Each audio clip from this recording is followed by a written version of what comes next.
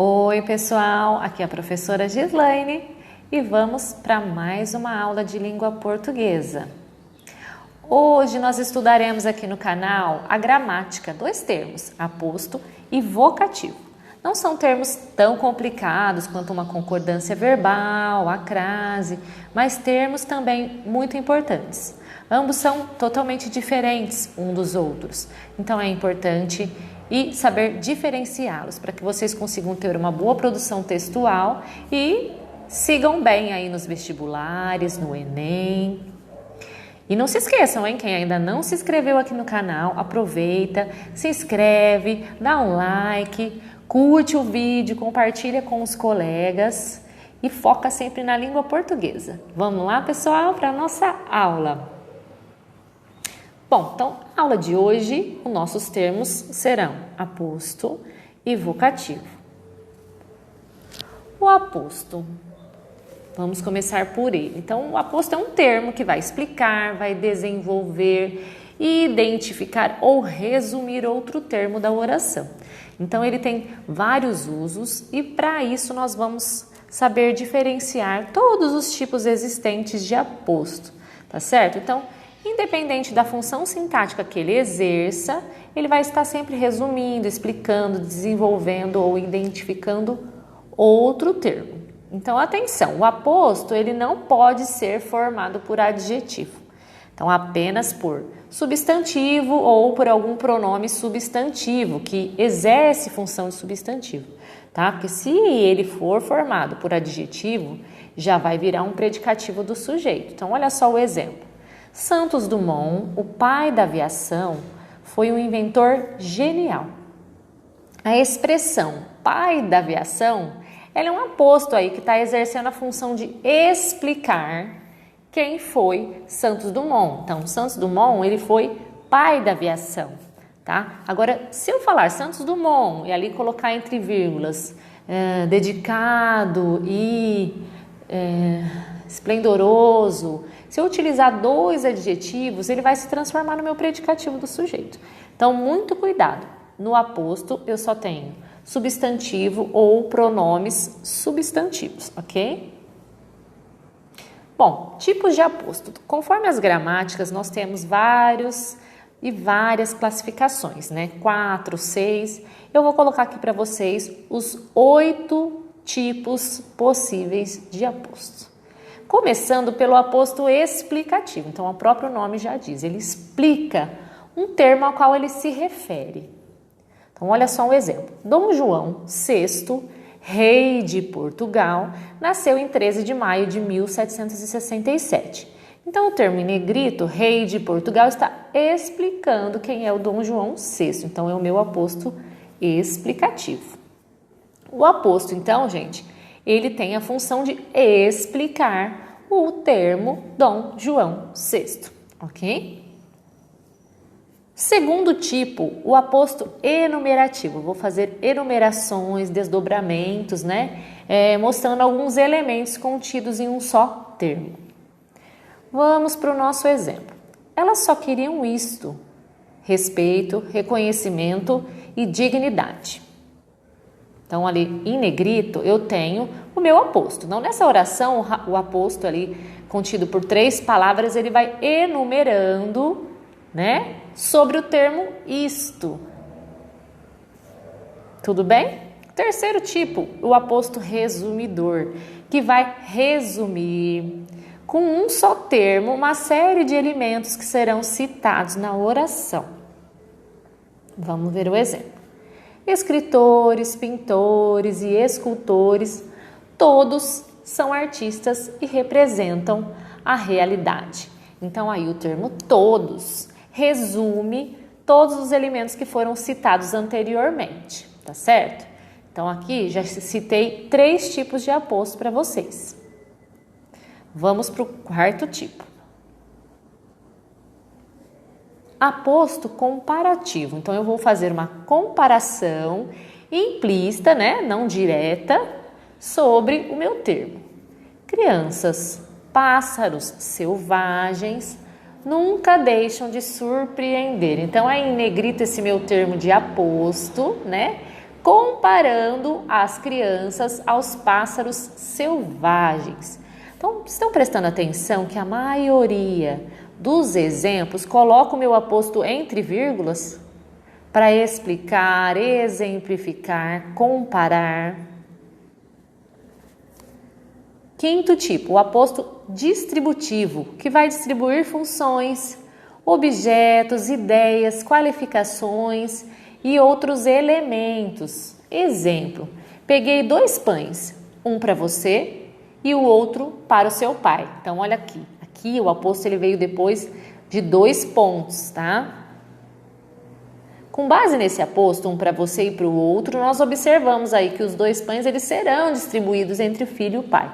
Então, faz essa distribuição. Sexto tipo, o aposto circunstancial, que vai mostrar a nossa circunstância que ocorre o fato, né? A qualidade do ser, o tempo, o lugar, a causa que ocorreu.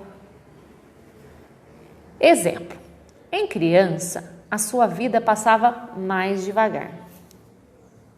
Então, nessa oração aí em criança, ele vai mostrar uma circunstância, a época, né, que ele viveu, que ele passou da sua vida, né, qualificando também o ser criança.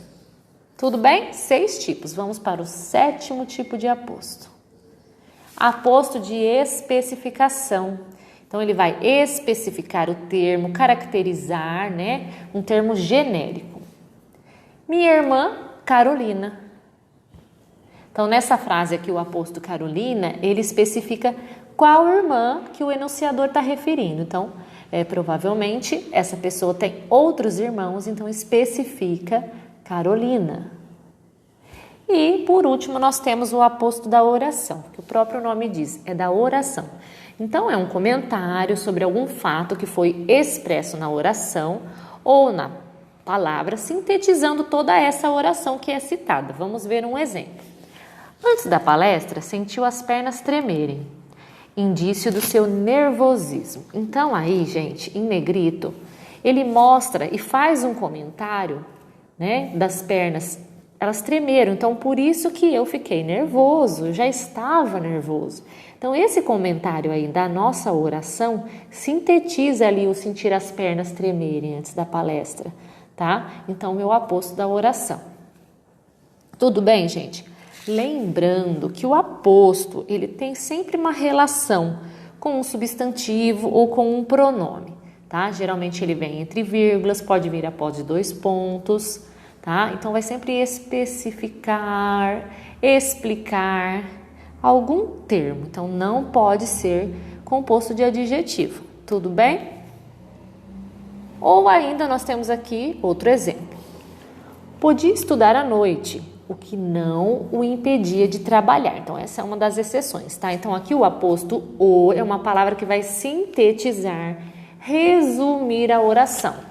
Podia estudar à noite. Então, ele entra também como aposto da oração, tá? Um dos casos de exceção, mas pode ser que vocês vejam em algum dos exercícios ali de vestibular. Então, é importante citar para que vocês tenham de estudo, ok? E agora, vamos para o outro termo, que é o vocativo, tá? Então, enquanto um vai estar explicando, especificando, o vocativo já não. Até coloquei uma figura aqui que mostra claramente a função do vocativo. Então, o meu vocativo, ele já é diferente, ele é um termo independente da minha oração, tá? Ele serve para invocar, chamar, fazer um apelo. Então, por ser independente, ele não faz parte da estrutura. Se eu retirá-lo da estrutura, eu não vou prejudicar o sentido da minha oração, certo? Vamos ver alguns exemplos. Ó vida, por que não tenho sorte? Então, em negrita ali eu tenho o meu vocativo, né? Um apelo, uma invocação. Ó vida, ó céus, ó desgosto, né? Não pense, cara, que me esqueci daquele dia. Então, ali o cara, em negrito, é o meu vocativo, né? Um chamamento ali. Lidiane, preciso que você me diga toda a verdade. Então, Lidiane é o meu vocativo, o chamamento. E aí, pessoal, vamos resolver alguns exercícios para ver se vocês entenderam a diferença dos dois e que saibam aplicar? Vamos lá. E aí, qual a diferença? Vocativo, aposto, vamos resolver? Então, nós vamos iniciar aqui com uma tirinha, deixa eu dar um zoom, do Calvin, que vocês sabem que cai demais aqui nos vestibulares. Mãe, consegui um papel na peça da escola. Eu até tenho uma fala. Que beleza, Calvin. É um grande papel dramático. Meu personagem vai levar todo mundo às lágrimas no final do segundo ato. Qual é a peça? Nutrição e os 4 grupos de alimentos. Eu faço a cebola. Então, as tirinhas aqui de Calvin sempre têm um ar de humor, tá? Essa questão foi adaptada aqui em 2015 pela EFMG e ela fala, de acordo aí com a tirinha do Calvin, no primeiro quadrinho eu tenho: mãe, consegui um papel na peça da escola. Então, essa vírgula ela foi utilizada para... Então, ali, ó, mãe, vírgula. Para que foi utilizada essa vírgula? Letra A foi utilizada para separar o aposto, para separar o sujeito do predicado, para separar o vocativo, para separar o substantivo do verbo ou para separar o sujeito do objeto. Então, pense ali, mãe. É um aposto? Está explicando alguma coisa? Não está explicando, não está especificando, ele está chamando, ele está fazendo um chamamento. Então, se ele está fazendo um chamamento, ele é o vocativo, certo? Tudo bem?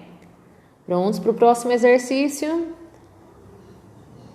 Bom, aqui já tirei da Faculdade Tibiriçá. Nessa oração, José de Alencar, romancista brasileiro, nasceu no Ceará. Então, o termo aí em negrito, ele exerce qual função? Qual função sintática?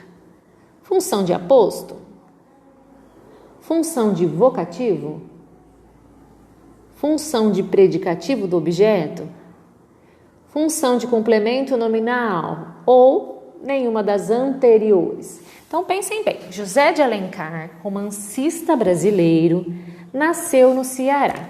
Então, esse termo romancista brasileiro, ele está explicando, né, sobre José de Alencar, que ele foi o romancista. Então, quando eu tenho essa explicação, essa especificação, eu tenho um aposto, ok? Próximo exercício. Então, para a gente finalizar aí, os termos em destaque nas orações são respectivamente. Gente, sempre cai isso nas questões de vestibular, Enem. Prestem bem atenção quando eu falo respectivamente, tá? É na ordem correta que eu tenho aqui, que vem a minha frase, tá? Então, não se confundam nas respostas. Goiânia, capital de Goiás, é uma cidade linda.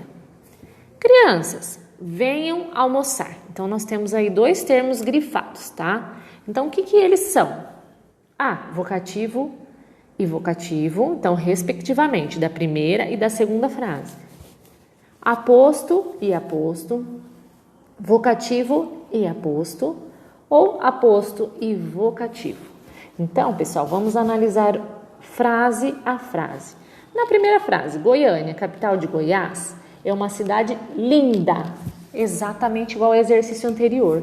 Então, capital de Goiás está referindo-se ao termo Goiânia, tá? Então, ele é o quê? Um aposto. E já que crianças venham almoçar é um chamamento, então é um vocativo. Então, é só nós observarmos a ordem respectiva, aposto, vocativo. Então, a ordem correta e a resposta certa é a letra D. Ok? Bom, eu espero que vocês tenham gostado, estudem, inscrevam-se no canal, aproveitem para estudar, foque sempre na língua portuguesa e qualquer dúvida pode comentar aqui no vídeo que eu respondo para vocês. Até a próxima, tchau!